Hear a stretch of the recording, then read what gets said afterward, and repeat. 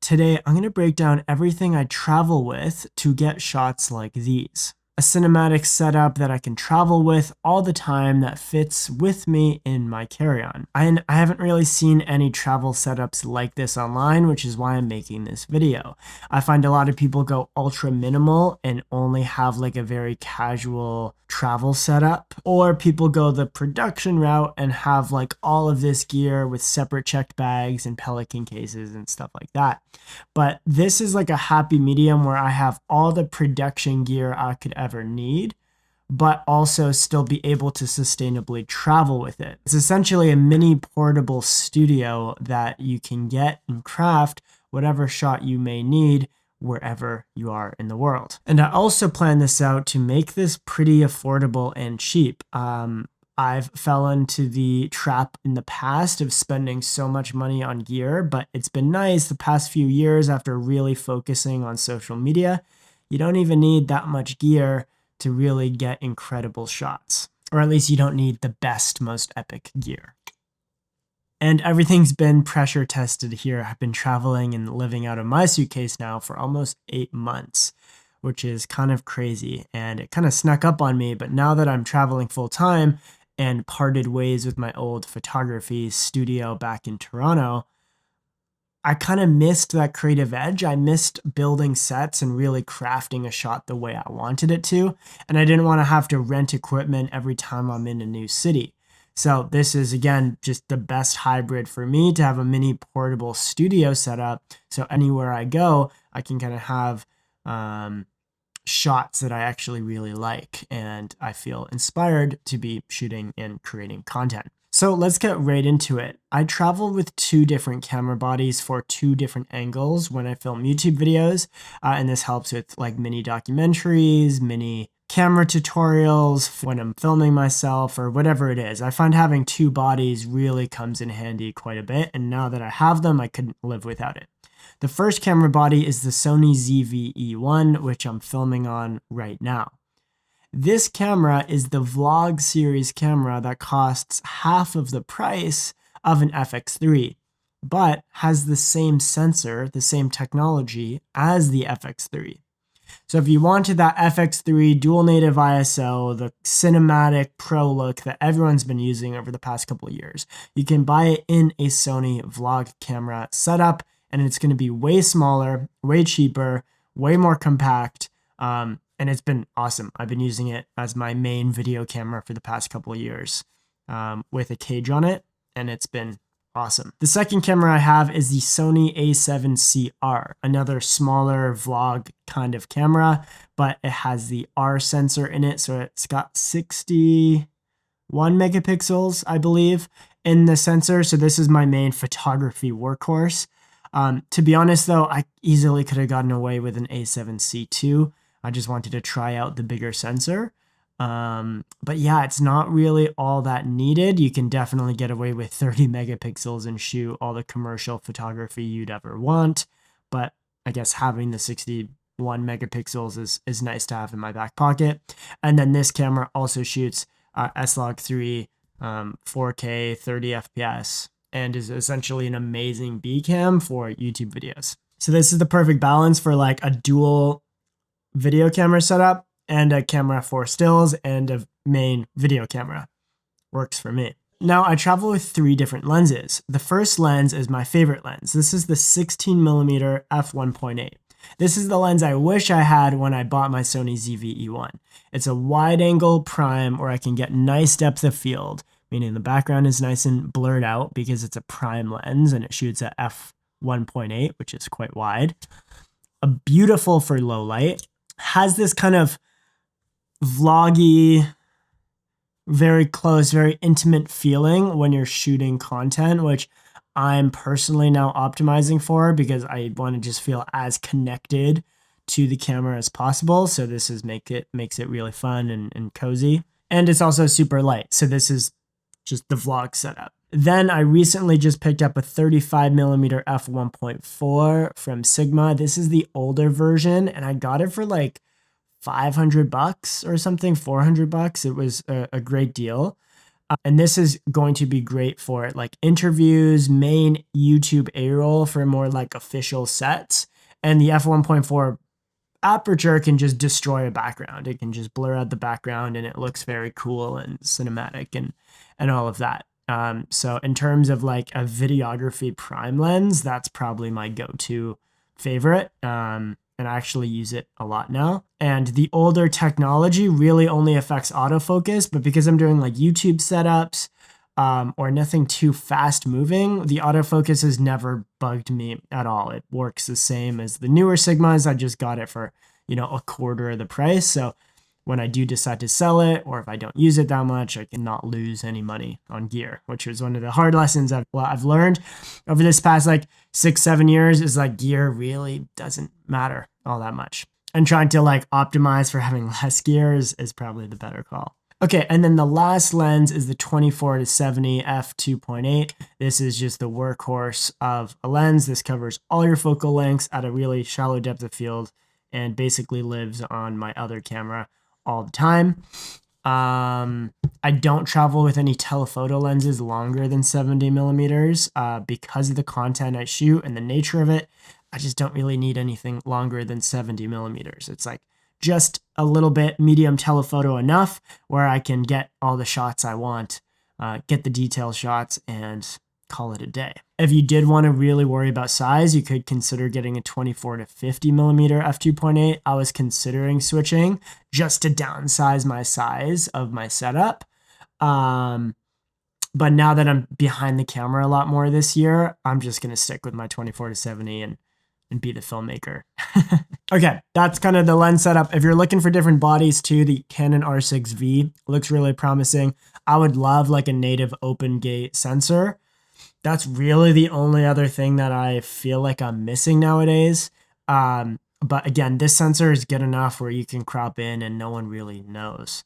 And that's the FX3 sensor, the ZV-E1 sensor. Okay, so now getting on to the accessories of how to actually make everything happen. So lights, battery packs, some other stuff like that. I do have a $50 Amazon fan. I forget who it's by. You'll see it in the B-roll. But essentially this fan plugs into my ZV-E1 on the back screen because sometimes when I do film longer 45-minute YouTube videos on the ZV-E1 while it's charging, it can overheat. So once I plug this fan in, I've never had this camera overheat afterwards, which is nice. So I do have to travel with a fan. That's one downside of the ZV-E1 is it can overheat. So you just plug in a fan and then you're good to go. Then I travel with 2 different power banks. So when I film longer 45-minute YouTube videos with 2 camera angles or podcasts or whatever, I have consistent power to both of them. So I don't need to be worrying about swapping batteries or anything like that. Or even if I get lazy and don't charge my batteries, I still have power. So I have a V-mount battery for the ZV-E1 and then I can like rig it up. Which is kind of cool. And that kind of gives me some more flexibility.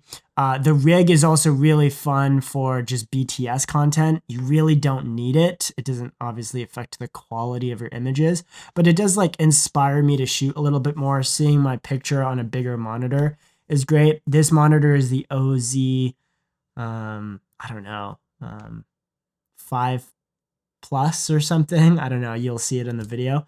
It's a pretty crappy monitor. Yeah, I probably wouldn't recommend it. I'd probably recommend spending a bit more money on your monitor and then getting something you're happy with. But for now, for my purpose, this totally works. It shows my video on a bigger screen and it looks cool. So then when I have iPhone BTS on my Instagram, it just looks way more cool. It like looks more official. There's a lot of cool like content tricks I can do with a second monitor. So yeah, that's really the only reason why I have it. And then maybe if I film some bigger projects, it is nice to have like a bit of a screen. But totally not essential. The V-mount battery though is super nice to have unlimited power. The second battery I just picked up was like by AsperX. I don't know, just a random Amazon company. And it's perfect. It's a little bit more versatile than a V-mount, a little bit smaller, I think. And I get to just plug that into the other B cam when I'm filming these longer videos. And then again, I have unlimited power and then I can bring it to a cafe, charge my laptop with it, charge my phone with it. So yeah, just been a great little bonus for there. The light I travel with, which is lighting me right now, is the Xenu CX100. It's an awesome little light. It's super compact and small.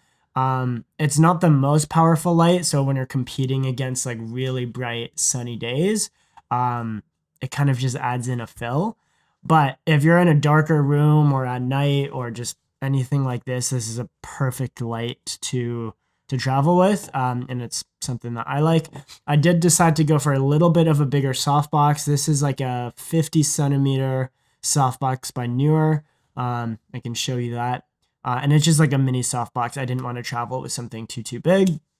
But there's probably some other options, like if a softbox folds down or something, that would be great. But then also you would need potentially a bigger light to then light the bigger softbox. There's also some really cool like disc lighting options that I've seen. So like these creators have like this, I forget what company makes it, but it's like this thin sort of flat circle or light panels that work really well for travel. So I'd also look into those. I have a second light by Xenu as well, and it's like a 25 watt little bicolor light that I can just put up as a background light, which adds a little bit more depth and versatility. Sometimes I've used it as like a hair light, so I can mount it above me and then have like a little bit of a hair light going. And that's really the only two lights I travel with, which is pretty sweet. Then we can go onto tripods. Because I have a light and two cameras, now you need all of a sudden 3 tripods at least. So I just bought 2 Newer tripods, carbon fiber. They're great. They're basically essentially the same as the Peak Design travel tripod, but like, way cheaper. And I don't need to worry about it. The nice thing about cheap equipment is because you can just replace it more often because it's cheaper. So that's kind of nice. Although these tripods are going to last like years, so it's all good with that. But you basically don't need to worry about your gear as much. So I bought 2 of those. They're perfect. They do the job. Then I bought a photography like light stand by Luanzi, and that doubles as a light. Or I can also attach a boom arm to it and then have like a boom microphone attached to that as well. So that's all the photography stands. And then I've measured all of them to make sure they fit in my carry-on. So they just like literally line up the exact size as my carry-on. And then half my carry-on is just a couple lights, tripods, lighting stands, boom arm. I threw out some socks around it, threw out some underwear around it, and then you're good to go. Yeah, so that's pretty easy. I also travel with like a couple little other small rigs. Like this is the small rig like Magic Arm. This is super helpful as like a third sort of, as third or fourth sort of option to rig your camera. So if I'm using everything, I can like attach this onto like a chair. Like that's what I did the other day. And it works out. I can attach a light onto here. Yeah, this thing is super handy and it takes up such a little space. It's also really good to go out on a day trip or something. And then I can just have this. And that's where like the size of the setup is really important. With a ZV-E1 and the 16mm lens, it's such a light setup with so much power. I can just literally throw this on it and it just feels like a toy camera. But in reality, it's got a badass sensor. Okay, I also have 2 more cameras that are for fun. I have it here, a Contax TVS. This is my point and shoot film camera. The TVS has got a little bit of a zoom, and it's not as expensive as the T2, which is like the fancy, bougie, hyped Contax film camera. But yeah, shooting film's great. It just helps me stay connected to my craft. Switches it up for me a little bit. Just enjoy shooting a roll of film every once in a while. Then I also have the Insta360 something, Go Ultra. I think it's called the Go Ultra. It's waterproof. It's easy. I can do like some chest mount POVs. To be honest, I haven't really used it in the past couple months. But it's so small that it just lives in my camera bag. And one day, I'll use it. So it's kind of a good little BTS action cam if I ever need. And then of course I travel with my MacBook in a case. And then I have like a little hard drive SSD case as well. So then that goes in my tote bag. And then I just have like a very sleek setup when I'm walking around. Sometimes I also have this like little earth bag here. So this thing's also perfect because I will just put in like one camera and then maybe like my Sony and then throw this in my tote bag. And that's been really nice. So then I don't always look like I have a huge camera bag walking around. I can be very casual and stylish and then still have like all of my gear with me. So yeah, that's been really nice. For the podcast setup, I just use a Shure M7B Plus.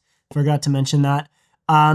It's an awesome microphone and it just connects directly to my laptop. I don't need the fancy SM7B or the fancier ones because now I need separate cords and cables and stuff like that. And just on the go, it just makes more sense for me to just have like a normal podcast mic with a USB output, which is great. And then I also picked up this charging center. This was a really sneaky one. Hopefully this benefits someone here. But essentially it's an extension cord of like 5 to 10 feet and it's got 240 watts of power. Essentially what that means is I can have 4 USB outputs and charge my laptop, have my light charged, have my cameras charging, have the fan charging all at once with an extension cord built in. So no matter where I am, like if I'm in a Bali villa with not much power or I'm, like trying to set up outside or something like that, I have an extension cord and I have all the power I need. So when I film, it just takes a lot of that stress off of like having to carry 4 different adapters and then trying to like basically figure out this power problem every single time I film. Now I just have one charging hub that is super high power that I can just run and then it charges everything. And then that makes my life so much easier because now I'm just like really optimizing this setup. So I don't need to spend a lot of time building all of these sets. I'm just like, okay, boom, I have like my little travel rig and it's good to go. So then no matter where I am, it's very flexible and I'm not depending on my environment to create shots. I throw everything in this Peak Design travel bag, which is absolutely huge, but it does the job well, and I can fit everything I need, including toiletries and extra clothes and stuff. That's about it for like my full what's in my camera bag travel setup mini studio edition. Hopefully you found this valuable. If you want to see more of my work or see some more BTS of this in action, you can go down to my Instagram, give me a follow. And now hopefully that gives you a bit of a better insight of how I shoot my content, how I travel. If you're trying to learn how to tell better stories when you're filming content and you want to learn how I script these videos, structure my videos and all of that, you can click this video here and that breaks down my exact pre-production process for filming, editing, planning YouTube videos and Instagram videos. So if that interests you, click on that one and I will see you in the next one. Peace.